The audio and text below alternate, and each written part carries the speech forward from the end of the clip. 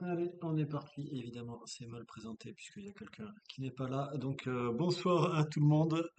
Bonsoir à ceux qui sont sur le chat, dont notamment 53 qui nous a lâché ce soir. Et donc, ben, bien sûr, bonsoir Cactus, puisque toi, tu es là.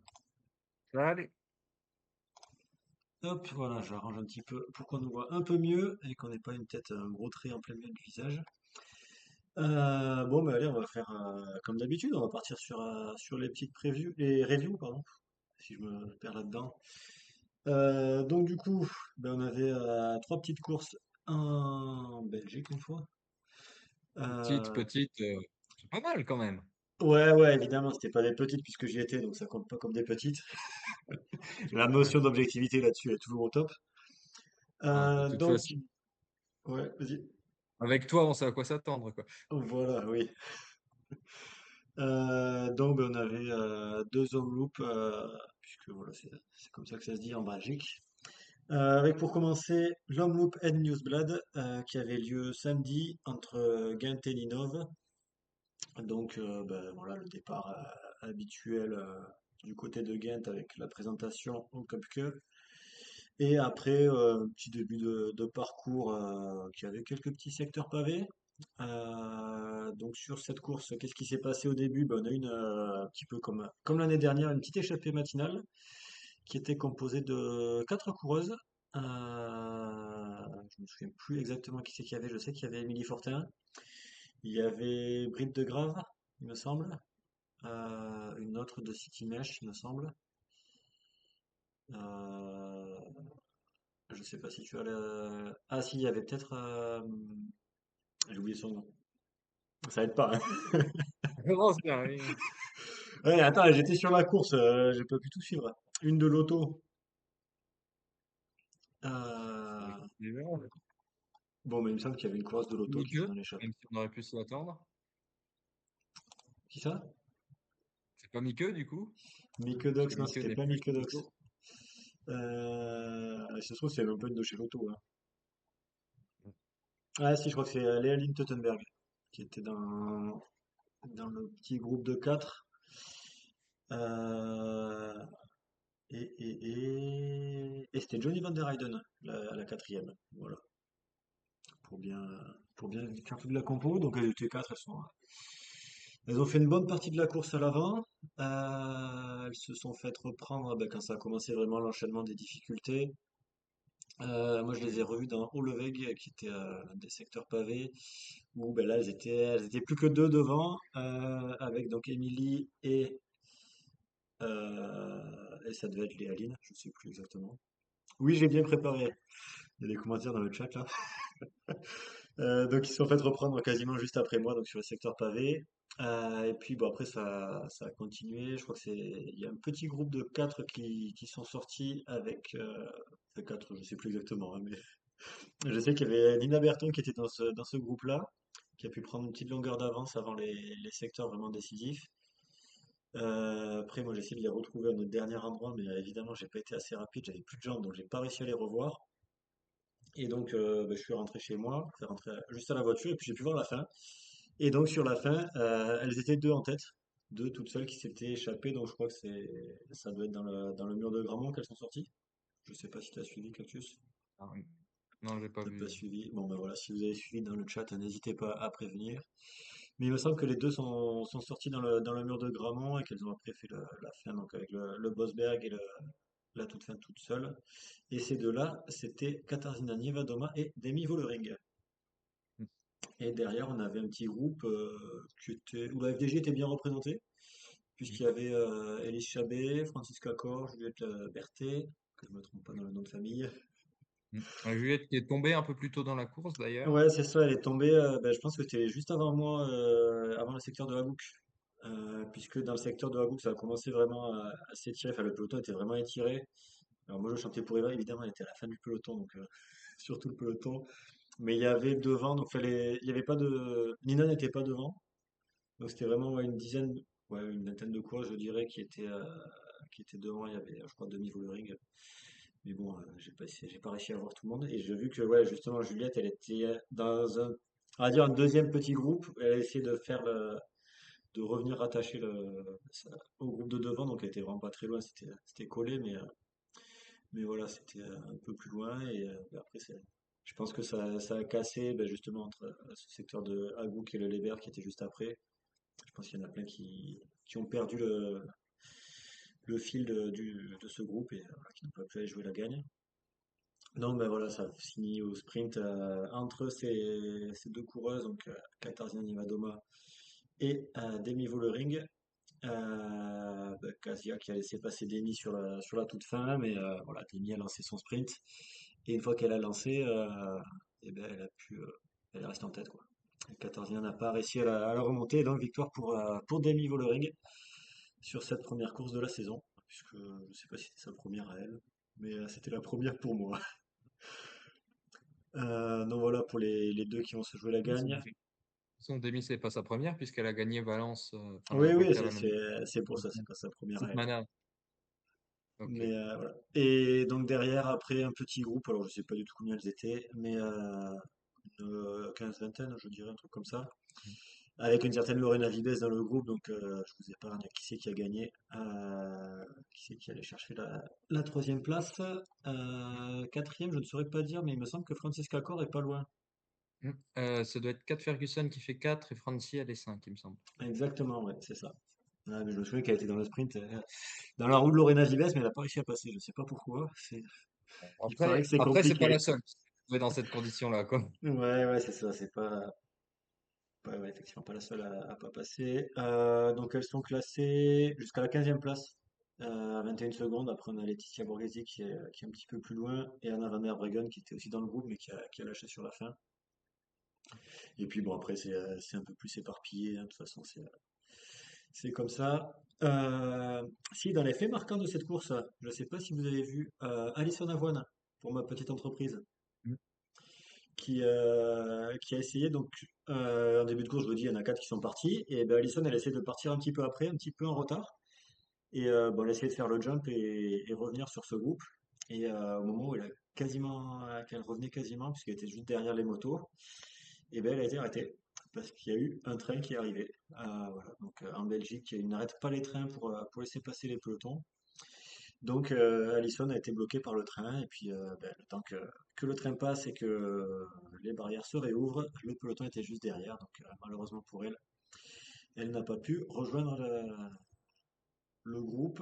Et bon après elle s'en sort plutôt bien parce qu'elle termine à la 49e place.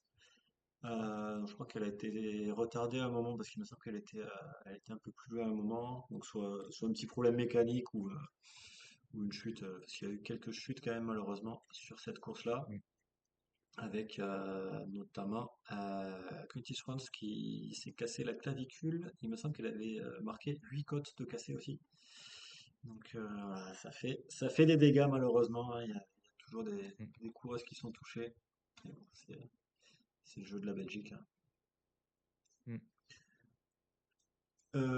Autre point, si c'était le retour aussi de Mara Roldan, qui revenait après sa très grosse blessure qui avait eu lieu en Grande-Bretagne l'année dernière.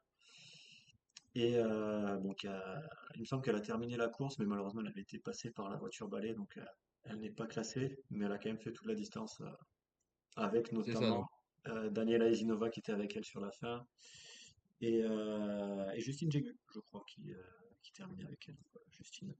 Ouais. Donc oui, pour rappel, elle s'était fracturé le fémur sur le Tour of Britain juste après avoir gagné. Ça devait être le lendemain, Ouais, le littéralement. lendemain. Et au moment de reprendre l'entraînement, il y avait eu des complications qui avaient nécessité une autre opération au niveau de la hanche. Ouais. Donc elle pouvait seulement revenir en course maintenant. Et petite parenthèse cyclisme masculin, mais puisqu'on parle de fracture du fémur, bah, il y a eu aussi des chutes chez les hommes. Et il y a eu au moins une fracture du fémur chez les hommes aussi, qui est pour Stefan Küng. Malheureusement, ouais. Donc, Ouais, je crois qu'il y avait eu d'ailleurs un peu plus de chutes chez les hommes.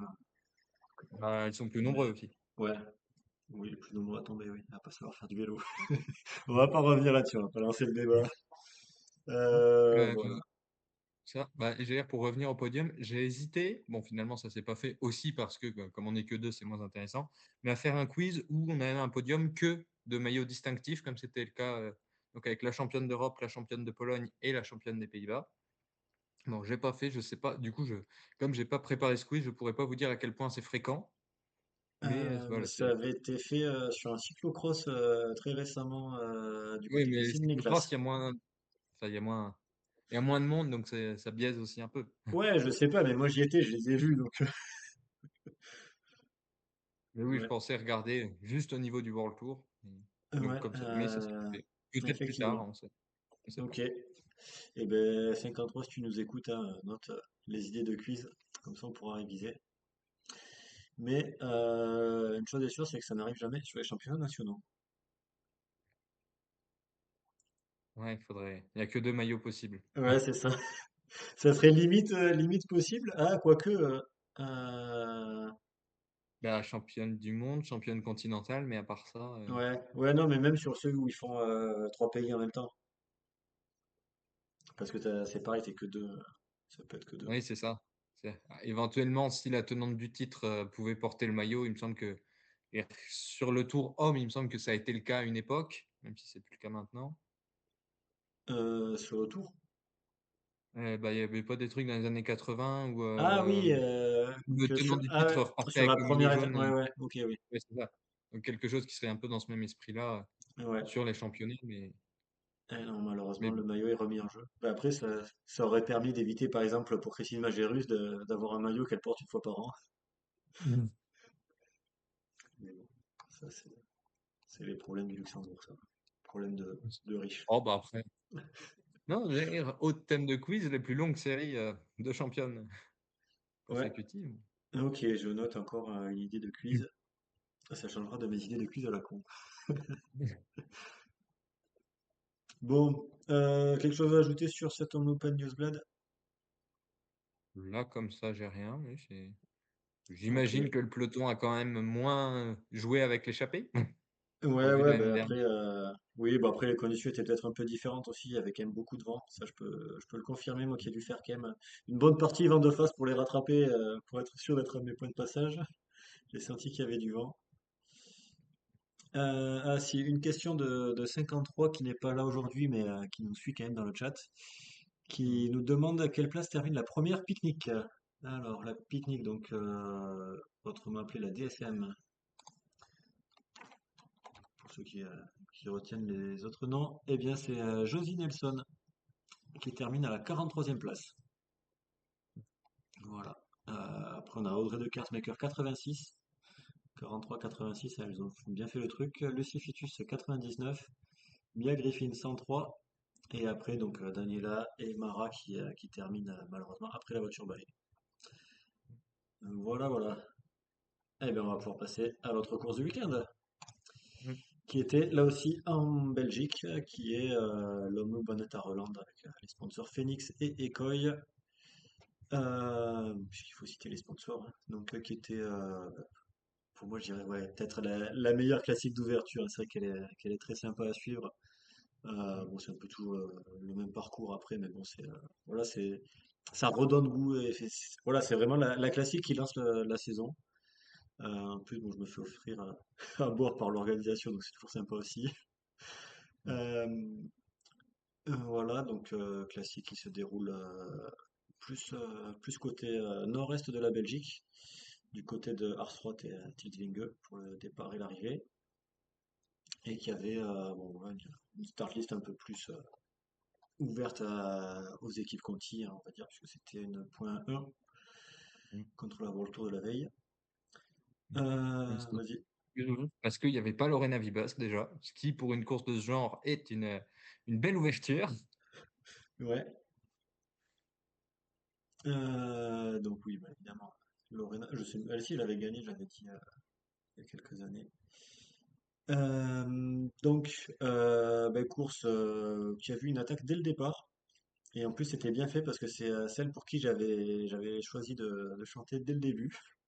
Donc voilà, j'étais à Mhm. mon premier point de passage et puis je vois un maillot bleu clair de Belco, je sais plus comment s'appelle l'équipe. Nike. Ça a changé.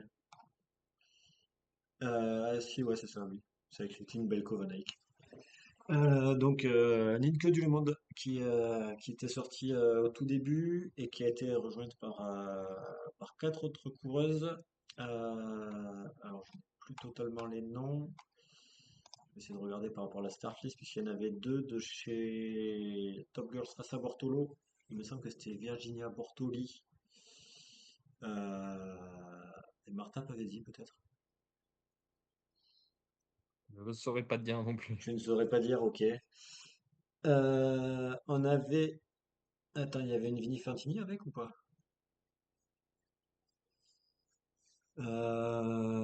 Peut-être Marina Garoboka, il me semble. Parce que attends, et après il y avait une française, Léa Rondel, qui était sortie dans l'échappée. Donc voilà. Mayenne, il me semble. Hein? Ouais, de chez Ouais. Mayenne Montbana Magpie. Et donc bah, voilà, elles sont parties toutes les cinq, elles ont fait une bonne partie de la course en tête. La première à lâcher, évidemment, c'est celle que j'encourageais le plus, qui était donc Nienke, et qui aussi, Mais c'est parce qu'elle est partie avant aussi. c'est aussi parce qu'elle est pas dans une équipe pro, quoi. Mm. T'as les deux, les équipes italiennes sont des Conti, et elle, elle est dans un club, donc voilà, c'est pas le même niveau de professionnalisation. Mais voilà, bon, elle a fait un beau tour à l'avant, Mm. c'était agréable aussi pour elle. On a eu aussi deux coureuses qui avaient tenté de faire le jump, mais qui n'ont pas réussi à faire le jump. C'était Clémence Cousineau du KDM Pack et... Ah non, mais c'est peut-être là, alors que Marina Garouet voulait faire le jump, mais elle n'a pas réussi. Et qu'en fait, en tête, c'était une laborale, C'est- Idoya. Ah, j'ai regardé ce qu'en dit l'équipe sur Insta, mais c'est Il me possible. semble que c'était plutôt ça. Euh, voilà, donc les cinq qui ont fait une bonne partie à l'avant, enfin, plus quatre après. Sinon, je pourrais regarder dans le replay, tiens. Ouais, a priori, oui. Ouais, c'est ça, C'est c'est a Idoya. priori c'est une pour la donc Idoia Eraso pour la laborale. Voilà, Idoya et Razo. Voilà, bah, c'est ça, puisque Idoya et Léa se sont fait remarquer un petit peu différemment aussi, puisque à un moment, le peloton, au moment de revenir, il y avait eu un petit contre avec trois coureuses qui ont réussi à sortir. Et malheureusement, bon, pour Léa, elle a pris un petit peu bah, les plaques de béton des routes belges. Hein, pour ceux qui connaissent, c'est pas un truc bien uniforme, hein, c'est vraiment des dalles et puis bah, t'as les limites entre les dalles et puis surtout au milieu de la route. Des fois, tu as quelques petits décalages et donc a priori, Léa s'est prise la route dans cette interligne entre les deux voies et puis bah, elle est tombée, elle a fait tomber Idoya avec elle. Donc Bah, voilà. il y a sur le compte Instagram de l'équipe laborale, il y a le replay, Ouais. effectivement. Et bon après, voilà, malheureusement, les deux ont été touchés, mais après, bon, elles sont bien. Elles se sont serrées la main, je sais plus si c'était avant ou après d'ailleurs, pour se féliciter de l'échappée ou avant, mais voilà, je pense que voilà, c'était une erreur, c'était pas volontaire évidemment de la faire tomber. Mm. Ouais. Oui, c'est rarement Oui, volontaire quand même. oui, oui, bon, voilà, les deux qui n'ont pas terminé la course pour la, pour l'histoire. Et après, donc je disais, il y en avait trois qui sont sortis. Donc c'était Martha Lack de chez SD Works, on avait Flora Perkins de chez Phoenix, et la troisième, que je retrouve le nom, c'était Caroline Winkels de chez UAE. Donc voilà, les trois Ouais. qui sont sortis et qui ont pu Ouais. se jouer les Sans sprints vouloir faire intermédiaires. offense, Vas-y. sans vouloir faire offense à Idoia, Léa et aux autres, c'est quand même tout à fait le même standing. C'est vrai que c'est quand même trois coureuses de World Tour, donc ça, voilà, c'est pas tout à Ah, fait et même, pareil. voilà, on a vu Martha Lark qui a gagné régulièrement des courses à ce niveau-là. Caroline Swinkels aussi. Là, pour le coup, Oui, oui, c'est un groupe qui était beaucoup plus dangereux, on va dire, pour la victoire ouais, d'étape, enfin la victoire finale effectivement. que l'échappée matinale. Ouais, donc bah, ces trois-là ont pu faire plusieurs tours en tête, donc avec notamment les sprints intermédiaires, donc Martala qui va aller récupérer le classement des sprints intermédiaires. Et après, bon, elles ont été reprises. Alors juste au dernier passage, moi j'étais dans une bosse qui était à quoi, 5 km de l'arrivée. Et elles étaient vraiment juste devant le peloton, ça reprenait quasiment, mais elles ont fait le forcing. Et elles ont pu reprendre après un petit peu d'avance. Je crois que c'est remonté à 8 secondes dans les 3-4 derniers kilomètres, alors qu'elle était vraiment à même pas une seconde hein, du peloton. Mmh. Et bon, ben, malheureusement pour elle, ça vient. Le peloton revient, je sais pas où, mais voilà, ça va terminer au sprint.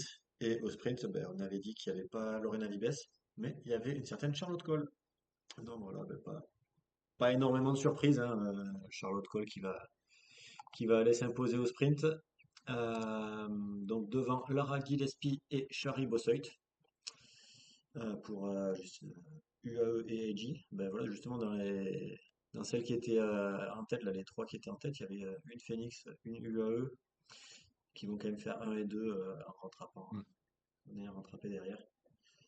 Bon, malheureusement pour Esdivoorks, ça se termine un peu plus loin, puisque la première c'est Femke Gerritsen, la tenante du titre, qui termine 15e.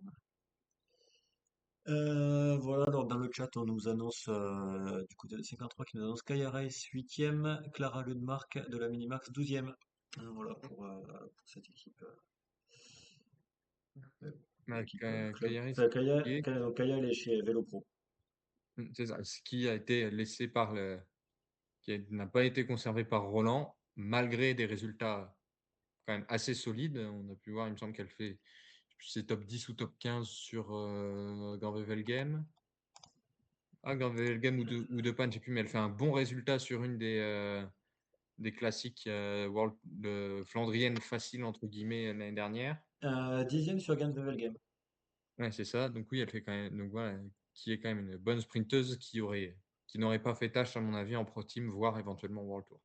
D'ailleurs, en Donc parlant de ça, je regarde sur First Cycling, ils ont indiqué ouais. pour Gent-Wevelgem, ils sont notés in Flandersfield, in Wevelgem. Donc ils n'ont pas mis from Middelkart ou Wevelgem, puisque a priori Mais il ça me semble que coïncidait oui, pas. le nom est pas le même pour les Ouais, femmes. oui, bah. Enfin, mm. Alors mais qu'ils pour auraient en, pu garder Gent-Wevelgem partout, hein, ça aurait mm, été plus simple. mais pour en revenir à Kayaris, ce Ouais, qu'on peut lui souhaiter, c'est comme Carolina Kumiega qui était un peu dans la même situation, pas conservée, et chez les amateurs en Belgique, et qui a pu retrouver un contrat chez Saint-Michel cette année. Donc ouais, on lui souhaite le même genre de dénouement. exactement. Bon après, tu me diras, s'il avait été conservé chez Roland, qu'est-ce que ça aurait donné cette année, hein? Certes. Elle aurait peut-être gagné un peu au Salvador. Oui, mais bon, à choisir entre faire 3 courses au Salvador et faire une saison en Belgique Mm. avec des courses bah, comme la Mount Bonnette à Roland, où je pense elle aura l'occasion d'en faire d'autres. C'est peut-être mieux Oui, j'allais dire en presque Belgique. correction avec des courses, tout simplement, parce que Voilà, oui, Roland, c'est ça. Salvador, il y a vraiment des incertitudes sur le futur de l'équipe, au niveau Ouais, financier notamment, etc. ouais, on verra. Bah, déjà s'ils sont réalignés sur une autre course. Mm. Surprise. Voilà. Y a-t-il autre chose à ajouter sur cette Omloop Vonetta Roland? Me semble pas. On peut noter 6e place pour Amalie Dideriksen parce que c'est bien de parler de la Cofidis. Voilà, ouais, le meilleur résultat pour Cofidis. Ouais, Marion Boras qui avait fait le boulot parce que Cofidis a dû quand même rouler un petit peu pour revenir sur les coureuses de tête. Mm. Enfin, de ce qu'on m'a dit après au bus.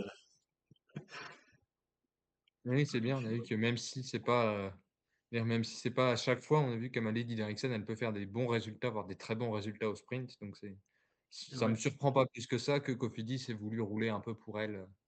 ouais. Et après, ouais, peut-être aussi une équipe qui avait de l'ambition, c'est la Lidl Trek, qui était venue avec Mm. Elisa Balsamo. Il me semble, j'ai cru entendre un problème mécanique dans les derniers kilomètres. Je sais plus, enfin, j'avais vu passer, je sais plus si c'était problème mécanique ou chute, mais qu'elle avait pas Ouais. pu jouer sa chance. Voilà, oui, bah après moi j'ai écouté avec Radio Tour en même temps qu'il y avait des courses qui passaient que je devais encourager, donc Voilà. j'ai toutes les infos. Donc le meilleur classement pour Lidl Trek, c'est Clara Copponi qui vient de prendre la 10e place, donc la petite Mm. française. Voilà, voilà. Donc on va pouvoir passer à la dernière course, Mm.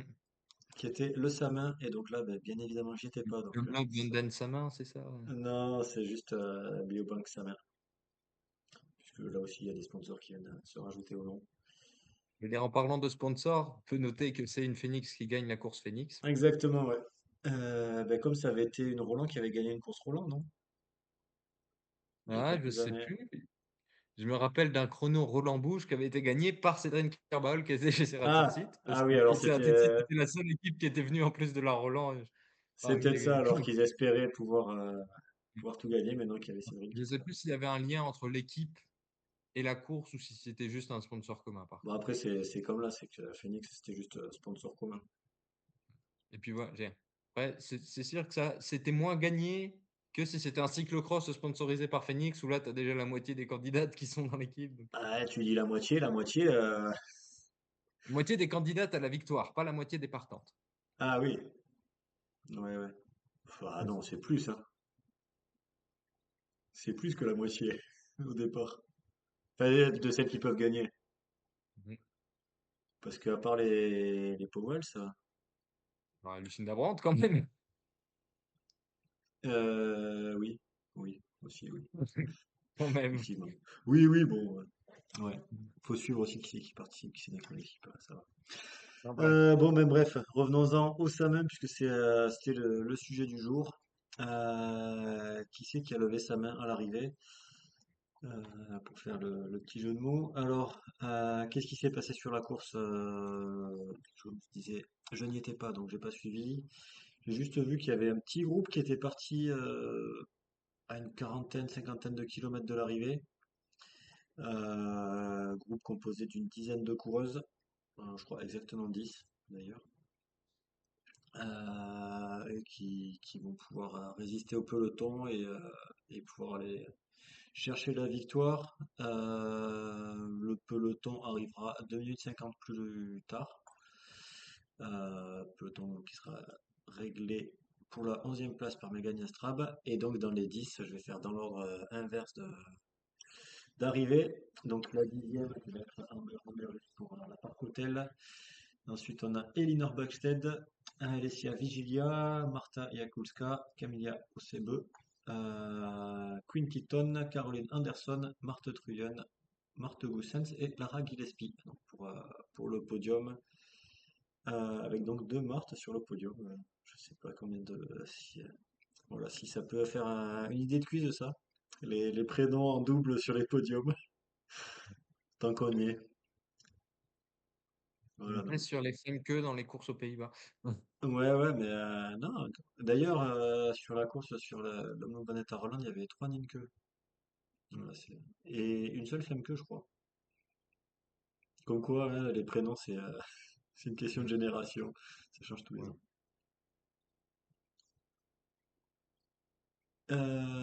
53 qui nous signale aussi sur le Samin, la première classée de la pique-nique est 21e. Pourquoi Euh, cet intérêt particulier pour la pique-nique exactement? je sais pas, mais 53, je sais pas, il pourra venir nous en parler la prochaine fois, je pense, hein, puisque il veut pas aujourd'hui, mais il critique bien derrière son écran, c'est plus facile. Donc voilà, donc ben, c'est encore une fois c'est Josie Nelson qui est donc derrière Camilla Ranesby pour la Minimax, il nous précise. Voilà, mais, voilà, voilou. As-tu quelque chose à ajouter sur ce Samin? Ben, pas particulièrement. Oui, il me semble qu'il y a pas forcément exactement dans ce déroulé-là, mais c'est assez habituel qu'on ait un petit groupe qui se joue la gagne, que ce soit pas un sprint massif, notamment par le parcours avec des secteurs pavés qui sont assez proches de l'arrivée. Donc, enfin, Ouais, souvenir de la victoire notamment de Vito Guazzini il y a quelques années. ouais. Il me semble que moi quand j'y étais, ça avait été un sprint. Mais bon. Après, si c'était quand il y avait Lorena Vibus aussi, ça joue. Euh, non, c'était Marta Bastianelli qui avait gagné. Ouais, mais pareil, c'était pas un petit groupe. Je sais plus. Un petit gras, ah si oui, elles étaient deux et après il y avait une vingtaine qui était à 9 secondes. Après ça finit à 17 secondes. Mais ouais, ouais, si, si, c'était un peu Ben rapproché. voilà, c'est rarement un sprint à 60, quoi, je veux dire. Ouais, ouais, sauf l'année dernière quand c'est Lorena qui gagne. Oh, Mm. quoique. Enfin, oui, Non, après même, Lorena même Vibus. avec Lorena, c'était, c'était une vingtaine aussi. Après, voilà, on sait que Lorena Vibus, elle passe bien les pavés, elle passe bien les bosses, Oui donc aussi, ouais, c'est pas celle qui sera le plus mise en difficulté sur un Sama. exactement. De là à Est-ce dire qu'elle que c'est une course à Sama, c'est quelque chose que je ne pousserai ouais, pas à dire. d'accord, mais après, est-ce que Lorena peut souvent être mise en difficulté aussi? Ça, c'est une question qui, euh, qui peut se poser. Oh, Euh, bah, je parierai pas sur elle pour les mondiaux 2027, par exemple. c'est lesquels ceux-là? Ah oui, c'est en Savoie. Ouais. Ouais. Ben écoute, méfie-toi. Mmh. Moi, je dis, on sait jamais avec Lorena. Ah, si ça se trouve, t'as les Pays-Bas, ils vont l'envoyer en éclaireuse et puis après, ils vont pas savoir, ils vont pas rouler pour une fois. Et puis, ben, elle va gagner. Enfin, on sait jamais, voilà. Bref, donc c'était le bilan de ce week-end. Et 53 nous dit un bilan de pique-nique catastrophique qui ne marque que 3 points contre 13 points pour la Minimax, par exemple. Voilà, eh bien écoute 53, vu que tu as l'air bien motivé pour parler de ce sujet, je t'invite dans l'émission la semaine prochaine à venir nous parler de la pique-nique.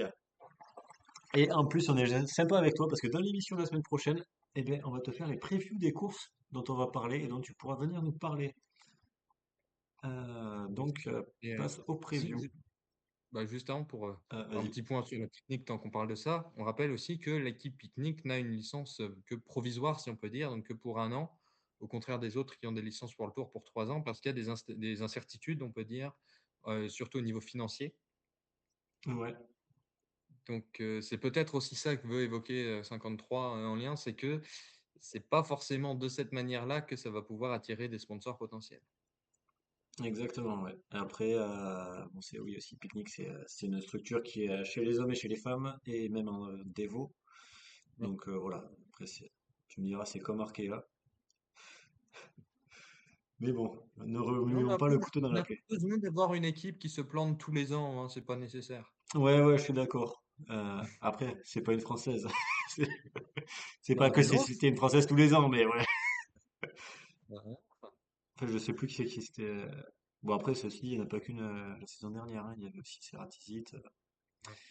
Enfin, bref, évidemment, on va Formula souhaiter le Renault, meilleur. AS qui Ouais, a duré, enfin, mais voilà, c'est en tout cas, oui, on leur souhaite de pouvoir, retrouver, bah, de l'air, on va dire, pour la suite et ouais. Et sachant puis, qu'il manque entre guillemets déjà une World Tour, en tout cas, il y a déjà une licence, qui n'est pas attribuée. d'ailleurs, ouais, il y aura une question à la fin de la saison.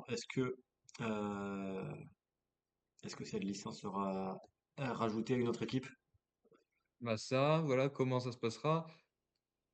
Je veux dire, on digresse complètement, mais comme Decathlon a annoncé vouloir faire une équipe, féminine, je ne serais pas forcément très surpris qu'ils essaient de s'arranger pour, racheter la licence ou quelque chose dans ce genre-là. Oui, racheter celle de Picnic.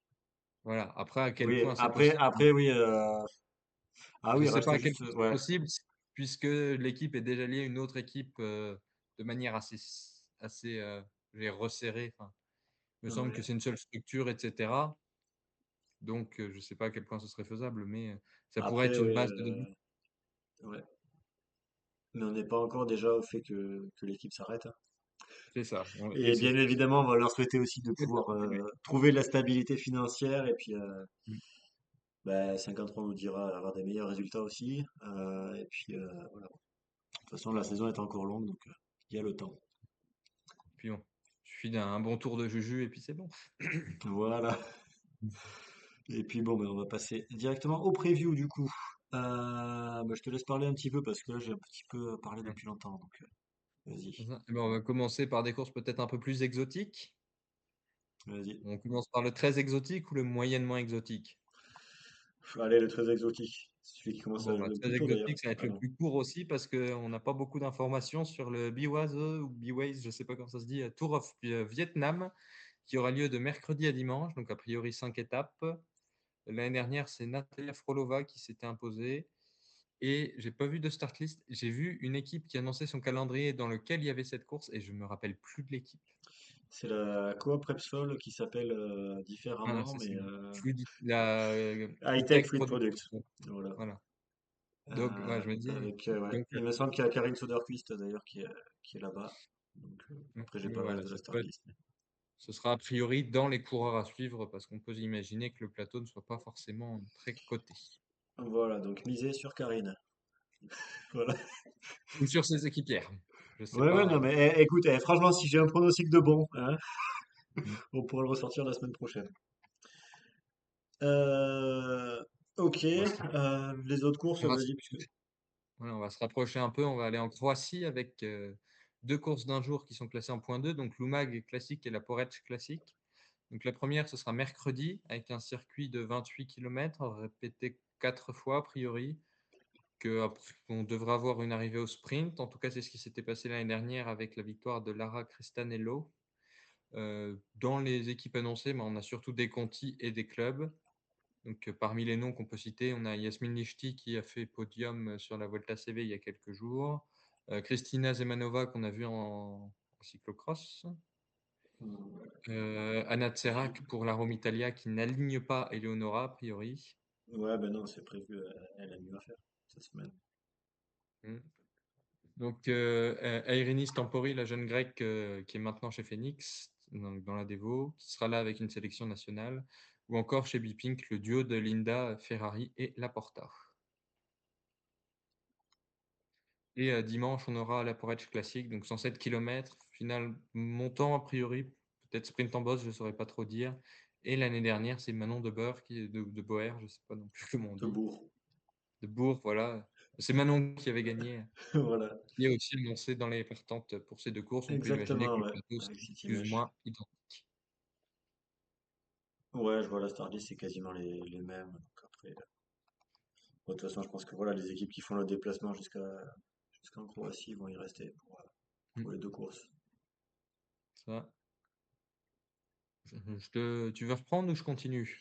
Alors, il y a un message de 53 qui nous dit que Argiro Milaki a deux dossards, le 33 et le 134, qui nous demande si elle mettra un à gauche, un à droite. Eh bien, attends, donc le 33 c'est avec la Grèce et le 134 du coup c'est avec Arum Italia. Avec qui elle courra? Moi je miserais plutôt sur Arum Italia.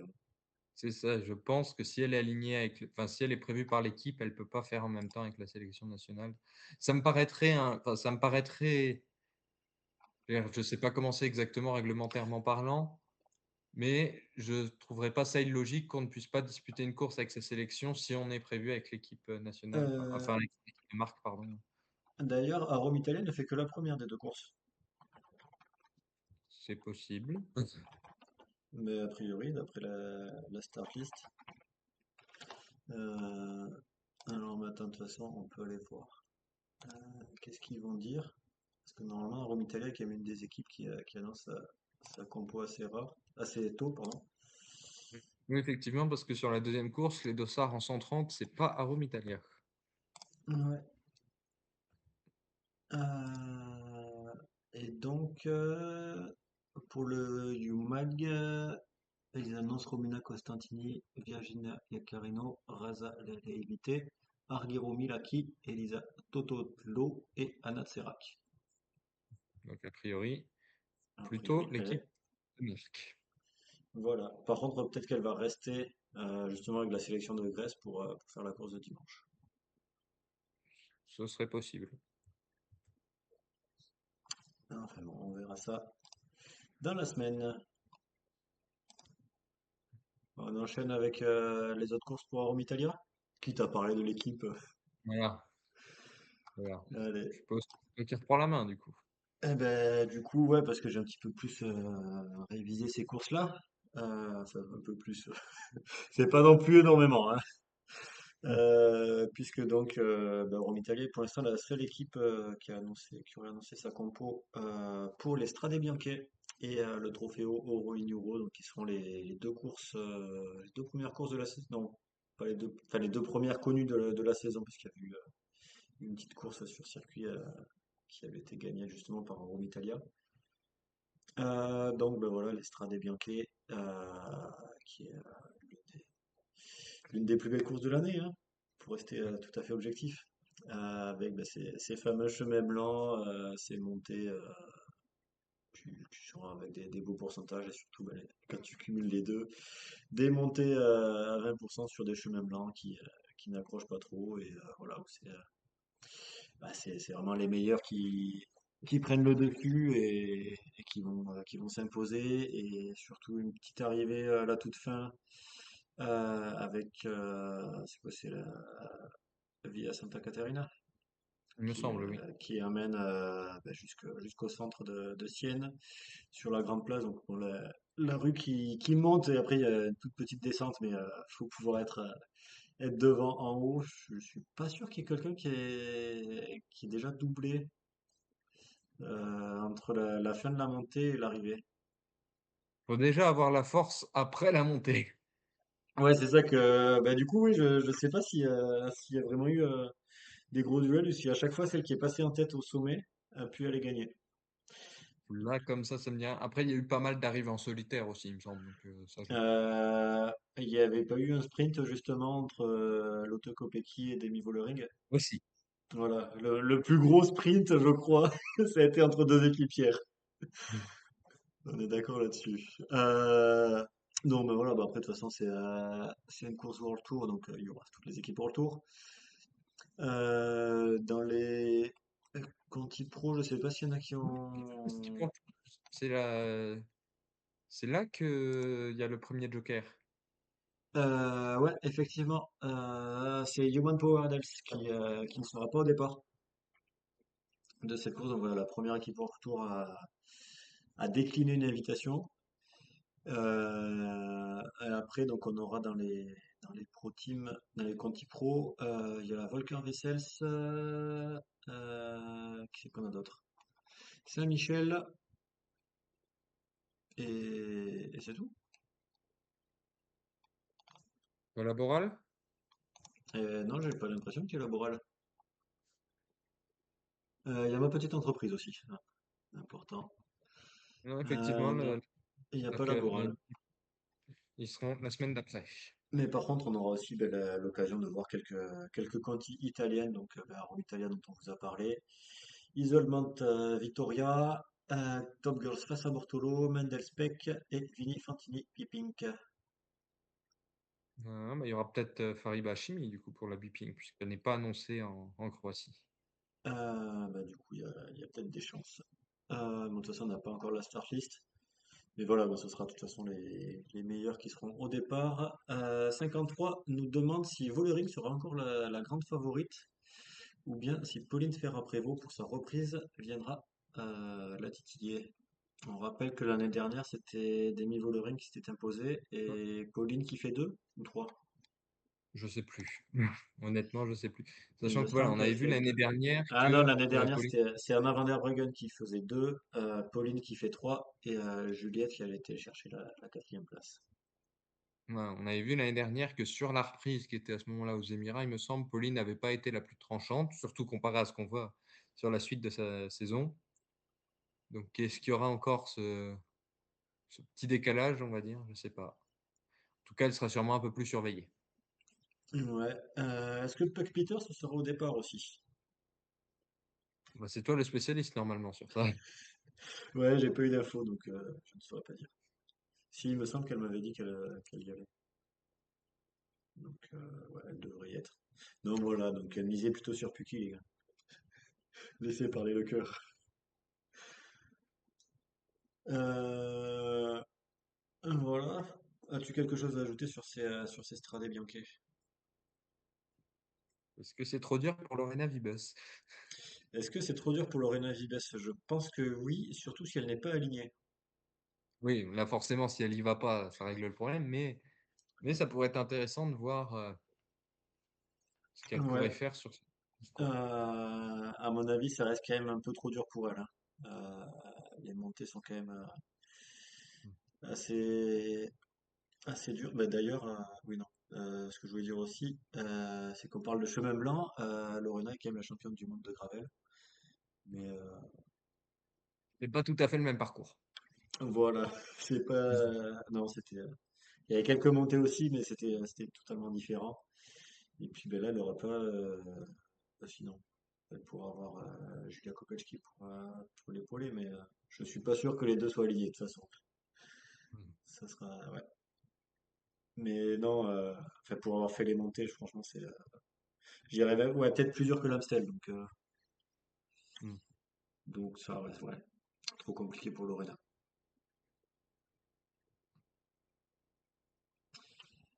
Voilà. On passe au trophée Oro Egnuro qui a lieu le lendemain, un petit peu plus au nord, dans l'Italie. Bon, ça reste pas trop trop loin, hein, puisque j'avais fait, c'était à 2 heures, je crois, de route à peu près de Sienne. donc qui aura pas de chemin blanc, qui a juste quelques petits tours enfin, deux circuits, je crois, un qui est un peu plus long que l'autre. Il me semble qu'au début c'est plutôt plat et qu'après il y a une petite montée, quelques, oh,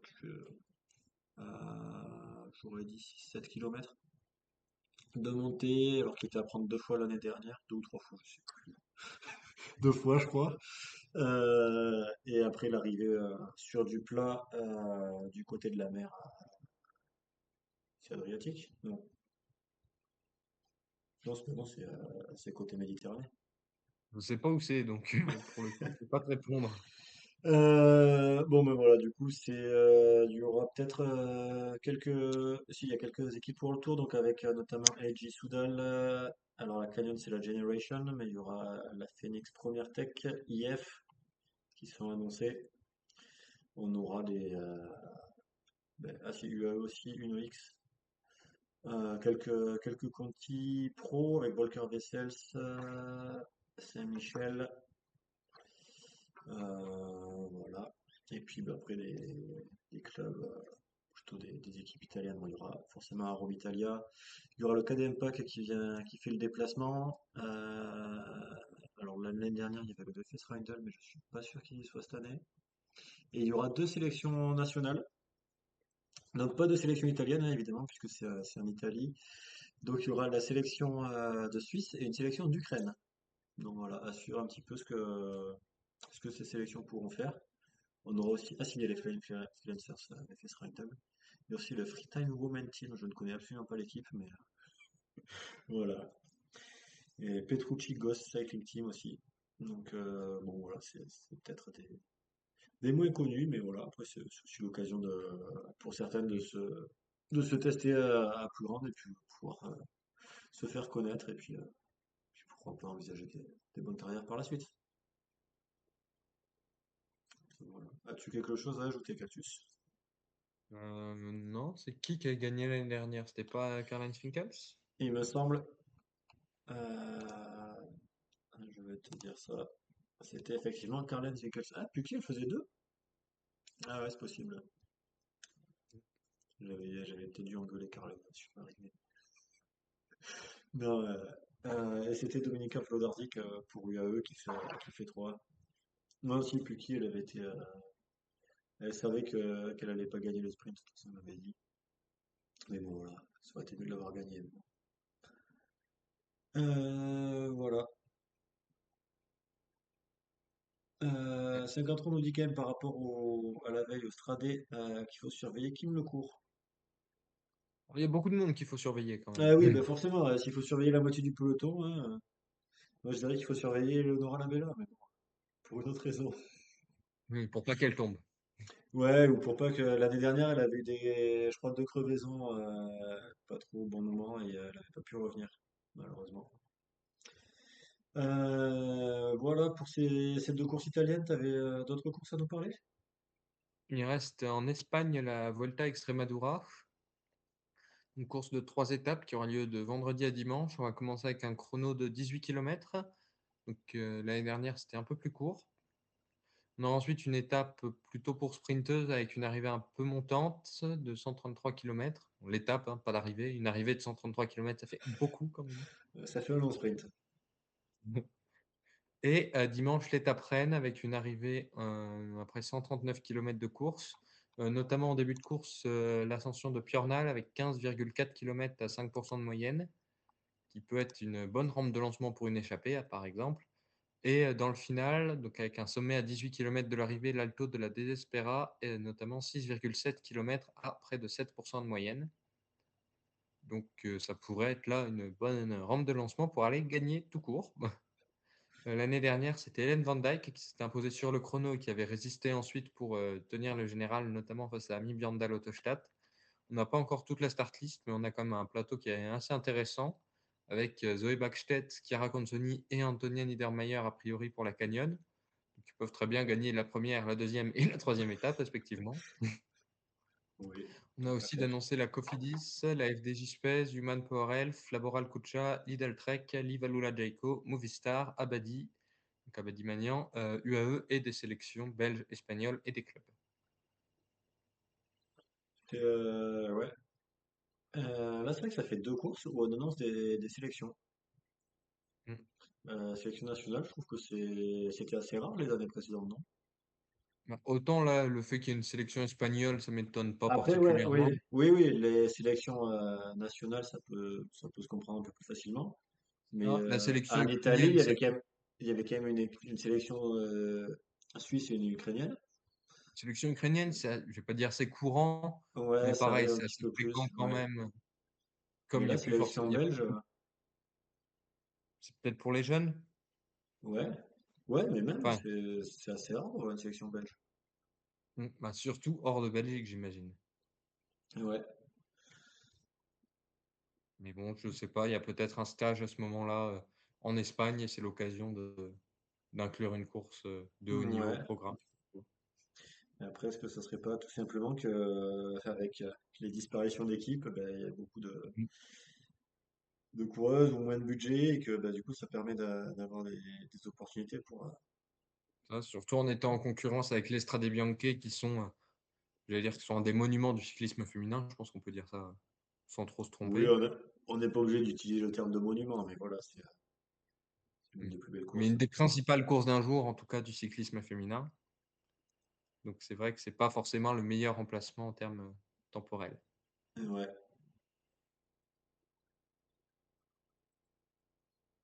ok. Ta favorite? Il n'y a pas assez de monde pour qu'on sache. Ok, effectivement. Ouais, après, il n'y a pas non plus énormément d'équipes, hein.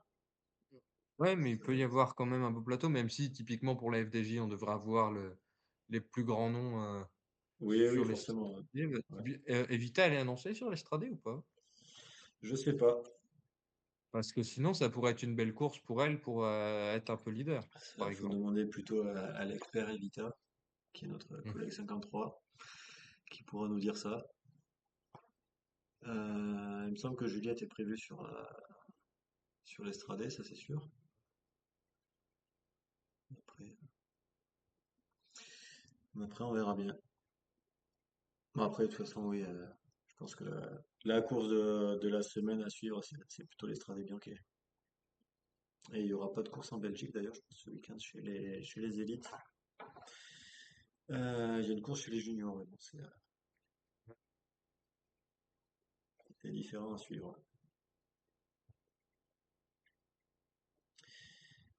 Bon, je sais pas quel est le retard qu'on a sur le live, pour savoir combien de temps il faut attendre la réponse de 53 par rapport à Non, Evita. en attendant, on peut glisser la mention qu'il y aura les championnats du Chili aussi en fin de semaine, donc, où on aura a priori Catalina Sotocampos pour la laborale. Donc, Catalina qui est la tenante du titre sur le chrono qui aura lieu vendredi et sur la course en ligne qui aura lieu dimanche. Ok. Bah 53 nous dit Juliette et Élise Ostradé. Donc a priori, pas forcément Evita, donc elle pourrait se retrouver du côté de l'Espagne. Voilà, Evita pas annoncé sur l'Estradé. Donc peut-être plutôt en Espagne. Il y a Anto aussi qui est annoncé, ouais. Ouais, bah moi je mise plutôt Anto. Je dis pas ça juste parce qu'il y a son maillot juste là, hein. Faut pas y voir de l'objectivité dans mes propos de toute façon. Euh, il nous reste une preview qui est un peu de piste. Effectivement. Et là, je te Euh, laisse t'en occuper. bah, merci. Bah, du coup, il y aura de la piste. Apparemment. Donc ouais, ça serait une manche de Coupe du Monde. Si ouais, il me semble que ouais, c'est ça, oui, il y avait trois manches. Donc c'est en Australie, c'est ça? Je sais plus. Il me semble que c'est en Australie. Il me semble aussi. Donc voilà, bah, j'ai vu pas grand monde d'annoncer. Euh, j'ai vu Maëv Plouf qui en a parlé, mais voilà, qui est forcément plus annoncé, oui, vu qu'elle est australienne, c'est en Australie. Donc on devrait retrouver bah, les disciplines habituelles avec du sprint et de l'endurance. Mais bon, on vous en parlera plus la semaine prochaine quand on aura les résultats, puisque sinon on n'a rien Juste à pour vous rappel, dire. la Coupe du Monde l'année dernière, ça n'avait pas eu lieu, c'est ça? Ouais, je crois qu'ils avaient annoncé au début une manche et puis que une manche s'est passée à zéro. Donc ouais. Et l'UCI, Ah ouais, oui, je il crois me qu'il semble. y a deux ou trois manches cette année. Mais ouais, ça reste quand même pas folichon pour cette discipline. Mais oui, c'était annoncé comme le retour avec de nouveaux partenaires, notamment la Warner, il me semble. Sachant qu'en plus, avec les histoires de rachat de Warner, tout ça, ça n'a pas dû arranger. Ouais, Enfin bon, on verra ce que ça donne. exactement. Et ben, du coup, on est bon pour les previews. Mm. Avais-tu des actus ou d'autres infos? J'ai pas noté. Avais-tu un quiz? Non. Eh bien, écoute, je pense qu'on va pouvoir réussir à faire un nouvel épisode de moins d'une heure. Bon, sachant que c'est un demi-épisode, hein, globalement, Pourquoi? parce qu'on a juste enfin, parce qu'on a coupé après la fin des previews. Ouais, oui, bah parce qu'il n'y a pas il y a pas d'actu à rajouter, et puis ouais, forcément, il n'y a pas de quiz ou autre. Mm. Ouais, j'ai pas prévu de chouchoute à vous parler. Je pourrais improviser, mais bon, ça va être, Ouais, on je peut sais pas. faire ça comme exercice, la chouchoute, enfin, la chouchoute improvisée, quelque chose comme ça. Ouais, vas-y, tu, tu m'en cites une, je te sors des infos sur elle. On verra ça une Ah autre si, fois, peut-être. si 53 nous parle de prolongation justement du côté de chez Ah LG oui. Soudal. Bah, déjà les deux sponsors qui ont prolongé jusqu'en 2030 je crois. Mm. Et après, Certaines coureurs comme Glagla, donc Gladys ouais, Verhulst c'est ça. Skarsgård, Laure de Skepper aussi, j'ai Ouais, pas pardon, Loré de prononcé en 2028 et peut-être Martha Gaussen, c'est justement aussi. Euh, je ne saurais pas dire. Il me semblait qu'il y Je en sais avait pour une. Loré de Scraper, mais c'est tout. Et ben, je vais aller regarder ce qui était annoncé. Il me semble que c'était bon aussi. Ok. Il y en avait une en plus de ces trois-là, donc de Ouais. Spa, Glagla et Loré. Euh, c'est pas Julie Van de Velde? Parce que Je j'ai sais écouté le plus. podcast de Sarr qui en parlait tout à l'heure. Là, effectivement, il y a Julie Van de Velde. Ah voilà, j'ai bien écouté. Et Voilà, Sarr pour être non, et dans c'est ta voix. ça, c'est Ourska 2027, Julie 2028, Glagla 2028, Loré Marthe 2028. et Marthe Ouais. 2028 aussi. Ok. Ouais. Dans 53 du prolongation de 2 ans. Effectivement, ouais, ça fait 2 ans. Ça arrive vite, hein. Mm. Ok, bon ben voilà. Ça c'est pour les actus. Et donc, donc on va pouvoir se laisser là-dessus. Mm. On va pouvoir se dire rendez-vous la semaine prochaine. Toujours au même endroit, à la même heure, à 21h, 22, plus 21h, oui, sur Twitch. On espère que 53 sera de retour parmi nous. Ouais, il nous dit ça. Rendez-vous la semaine prochaine avec sa voix. Donc, si sa voix est là et que lui est là, eh bien, on Ouais. pourra faire un épisode de 2 heures comme à notre habitude. Sinon, on fera un épisode court. Mais tu vois, c'est lui qui nous ralentit, hein. Exactement, ouais.